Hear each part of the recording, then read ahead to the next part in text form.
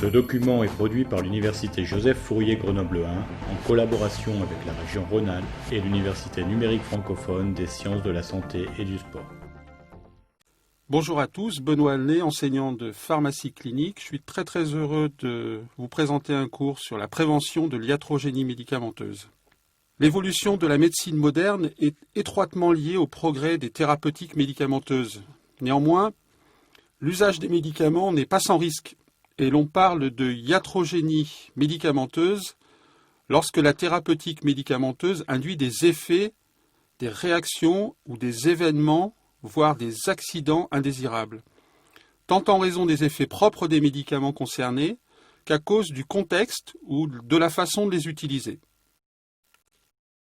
Le terme iatrogénie provient du grec iatros, médecin, et génos, origine ou cause. Il signifie donc qui est provoqué par le médecin. Par extension, l'iatrogénie médicamenteuse correspond à la pathologie ou à toute manifestation clinique indésirable pour le patient, induite par l'administration d'un ou plusieurs médicaments. L'iatrogénie médicamenteuse représente un véritable problème de santé publique, bien connu des pharmaciens depuis plusieurs années, mais longtemps ignoré en France par les pouvoirs publics. Toutefois, cette situation est en train de changer. Les pouvoirs publics ont fait de la lutte contre l'iatrogénie médicamenteuse un des objectifs de la loi du 9 août 2004 relative à la politique de santé publique.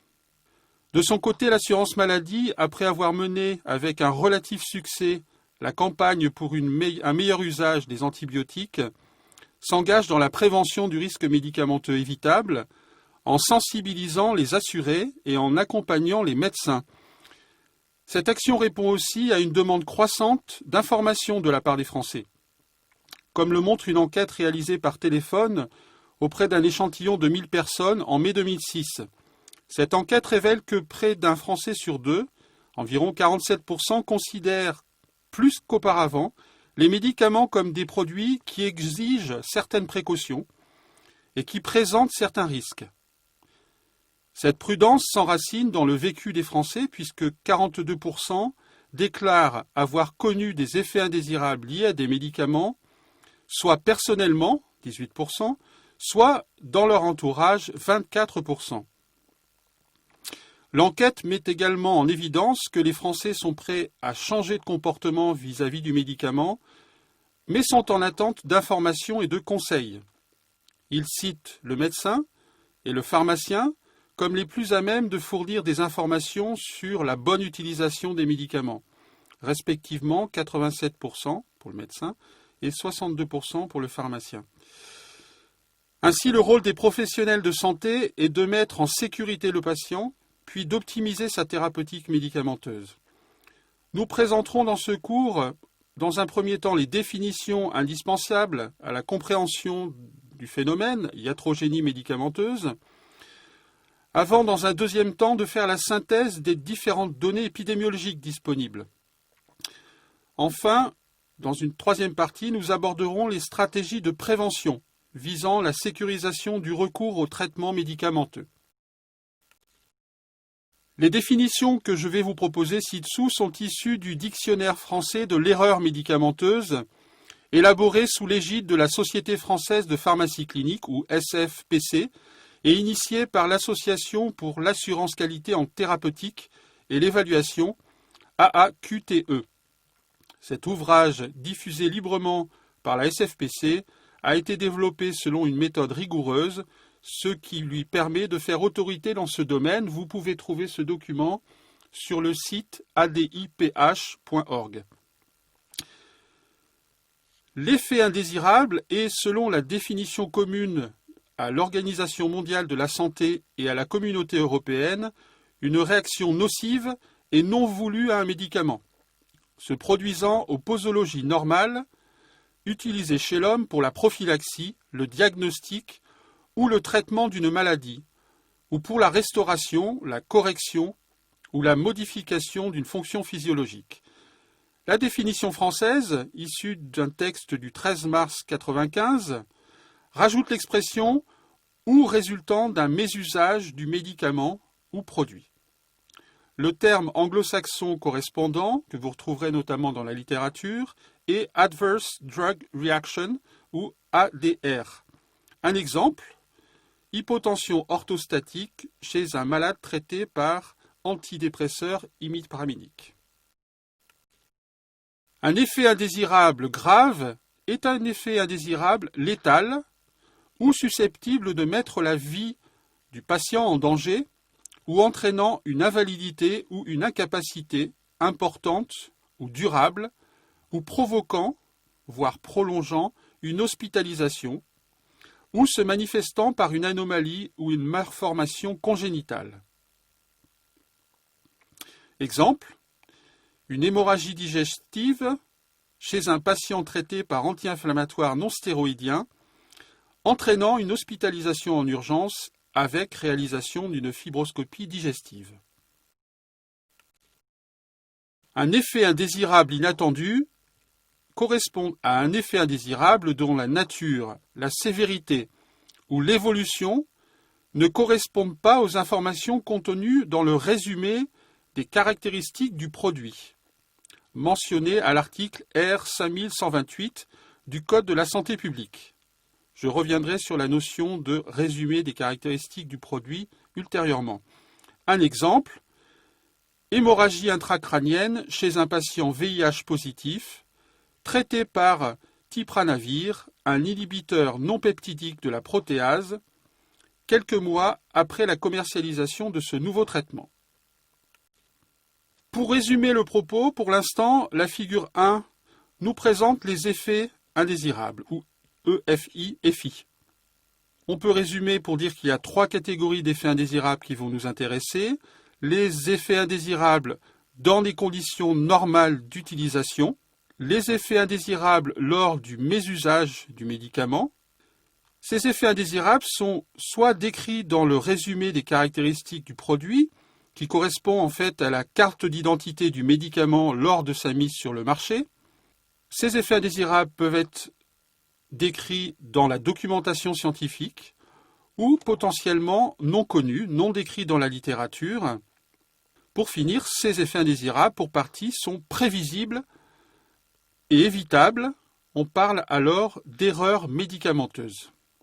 Les effets indésirables des médicaments, pour finir, relèvent de la pharmacovigilance et vous aurez un cours sur ce thème. On passe maintenant à la notion d'erreur médicamenteuse. Une erreur médicamenteuse est définie comme un écart entre ce qui aurait dû être fait au cours de la prise en charge thérapeutique médicamenteuse du patient et ce qui s'est réellement passé.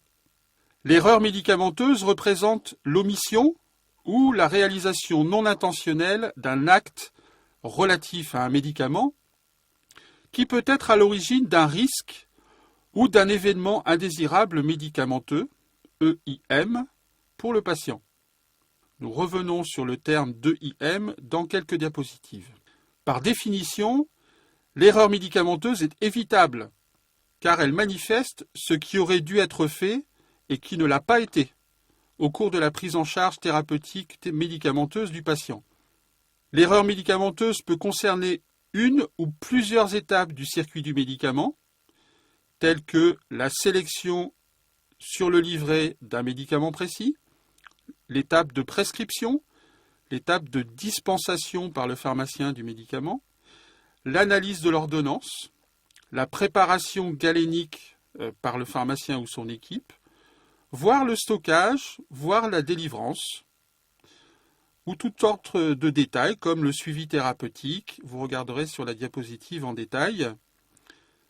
Ainsi, toutes ces interfaces sur le circuit du médicament, telles que les transmissions d'informations ou les transcriptions d'ordre, sont autant de points névralgiques qui peuvent générer l'erreur médicamenteuse. Le terme anglo-saxon consacré pour l'erreur médicamenteuse est Medication Error, ou ME. Un exemple, patient traité au long cours par Coumadine, qui est un anticoagulant oral, en situation de sous-dosage, non détecté, par absence de surveillance de l'INR, qui est l'International Normalized Ratio, marqueur biologique de la coagulation, ce qui va impliquer pour lui un risque thromboembolique majeur.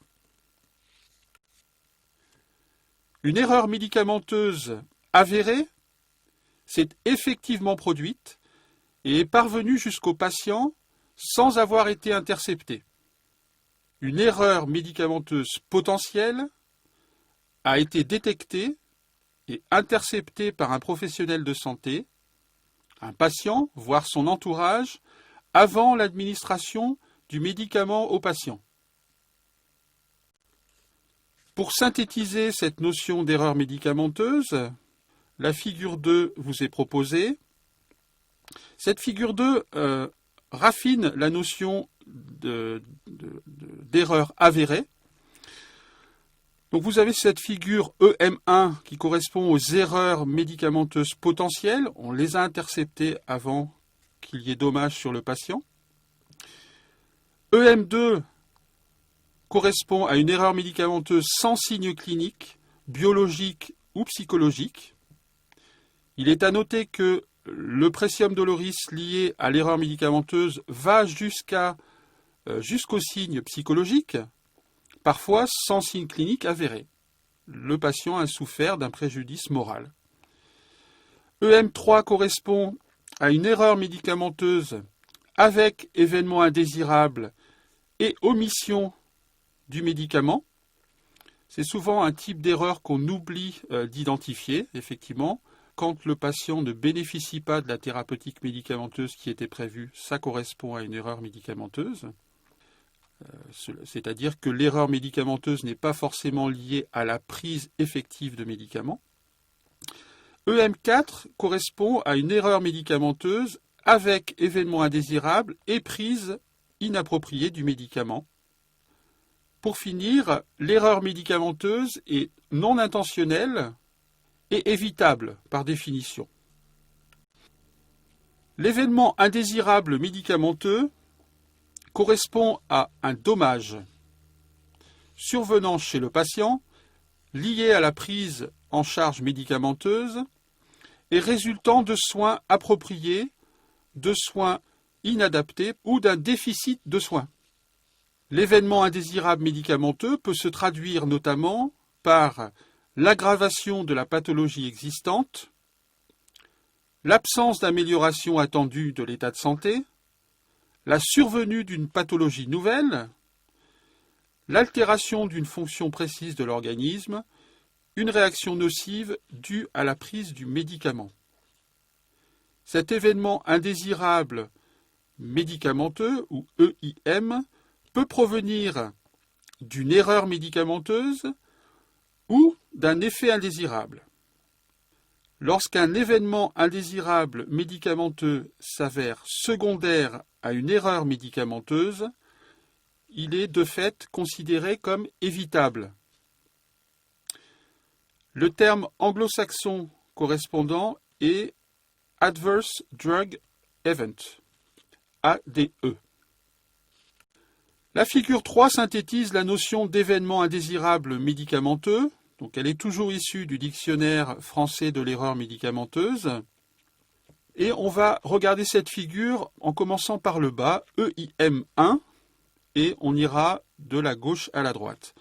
Donc EIM1, ou effet indésirable médicamenteux, avéré avec un événement indésirable et une omission de médicament. EIM2 représente une erreur médicamenteuse avérée avec un événement indésirable et une prise inappropriée de médicaments. EIM3 correspond à un effet indésirable lié à une erreur médicamenteuse. Exemple, une constipation sous-morphinique chez un patient qui n'a pas reçu de coprescription d'usage, c'est-à-dire une coprescription de laxatif. Les morphiniques constipent, c'est écrit dans le RCP. On doit opérer une coprescription systématique de laxatif pour prévenir cette constipation. Ça n'a pas été fait. Le patient subit un préjudice, une constipation iatrogène. Donc c'est bien un effet indésirable décrit dans le résumé des caractéristiques du produit qui aurait pu être évité Donc on considère que c'est une erreur médicamenteuse. Il y a eu préjudice pour le patient, donc c'est bien un événement indésirable médicamenteux. EIM 4 correspond à un effet indésirable dans les conditions normales d'utilisation. Enfin, EIM 5 correspond à un effet indésirable avec mes usages. En synthèse de cette première partie, le schéma suivant, la figure 4, nous indique que, heureusement, toutes les erreurs médicamenteuses ne génèrent pas de préjudice pour le patient. Tous les événements indésirables médicamenteux ne sont pas évitables. Ceux non évitables sont qualifiés d'effets indésirables. Et à l'intersection des deux, événements iatrogènes médicamenteux et erreurs médicamenteuses, se trouvent des événements indésirables médicamenteux évitables. Je vous en cite deux exemples, on commence par le haut. Un événement iatrogène médicamenteux résultant d'une erreur médicamenteuse susceptible d'être prévenue. Exemple, le retrait du chlorure de potassium concentré, dédotation des unités de soins pour éviter une erreur d'administration. Un autre exemple dans l'encadré du bas de la figure 4, un événement iatrogène médicamenteux résultant d'une erreur médicamenteuse susceptible non plus d'être prévenue mais d'être atténuée, récupérée ou rattrapée. Un exemple, l'administration de naloxone après surdosage de morphinique, la naloxone étant l'antagoniste de la morphine. Une dernière petite notion que nous utiliserons dans la session suivante, la notion d'évitabilité. L'évitabilité d'un événement iatrogène médicamenteux se définit comme un événement qui ne serait pas survenu si les soins avaient été conformes à la prise en charge considérée comme satisfaisante au moment de la survenue de cet événement. L'ensemble de ces définitions que je vous ai proposées est importante à maîtriser afin de faire la part des choses entre ce qui est évitable et ce qui ne l'est pas. Ce que l'on peut prévenir et ce que l'on peut juste atténuer, récupérer ou rattraper. Les différents acteurs du circuit du médicament que nous verrons par la suite, dont le pharmacien, le médecin, l'infirmière, doivent s'attacher à réduire les événements indésirables évitables. Les événements indésirables médicamenteux inévitables, quant à eux, correspondent à des effets indésirables non dissociables de l'activité thérapeutique qui doivent faire, pour leur part, l'objet d'une collaboration étroite entre les différents acteurs afin d'en assurer la notification auprès des centres de pharmacovigilance. Dans le prochain cours, nous évoquerons l'épidémiologie des événements indésirables médicamenteux. Je vous remercie.